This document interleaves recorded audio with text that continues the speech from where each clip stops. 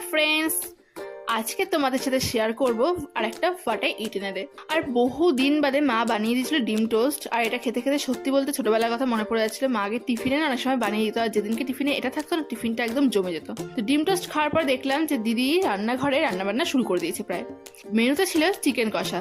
আমাদের নতুন রাঁধুনি ফার্স্ট টাইম চিকেন বানাচ্ছে, তো সেই দিনটা তো বেশি স্পেশাল একটুখানি। তো দিদি রান্নাবান্না শেষ করার পর বললো যে প্রথমবার বানালাম বোন, তুই আগে চেখে দেখ কেমন হয়েছে। তো যথারীতি আমি টেস্ট করলাম, আর কি বলবো যে ফার্স্ট টাইম বানিয়েছে সেটা বোঝাই যাচ্ছিল না, কারণ এত টেস্টি হয়েছিল।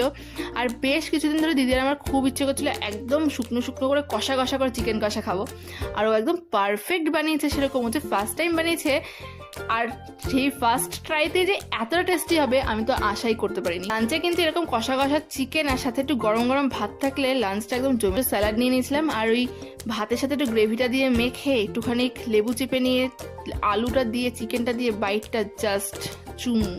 তারপরে যদি সন্ধ্যাবেলা বানিয়েছিল দুধ চা, যদিও সেটা খাওয়ার দুঃসাহসটা আমি আর করিনি, শুধুমাত্র বাবা একাই খেয়েছিল, কারণ দুপুরবেলা অত রিচ একটা চিকেন কষা খাওয়ার পরে দুধ চাটা একটু অ্যাভয়েড করাই ভালো।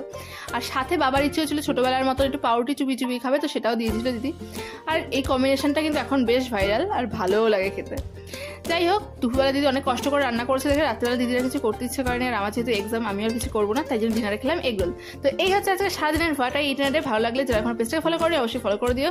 আর দিদি রান্নাবান্না এত মতিগতি কেন বেড়েছে সেটা জানতে হলে পেজটাকে অবশ্যই ফলো করে দিও। যারা চ্যানেলটাকে এখন সাবস্ক্রাইব করে অবশ্যই সাবস্ক্রাইব করে দিও। দেখা হবে নেক্সট ভিডিওতে, ততক্ষণের জন্য টাটা।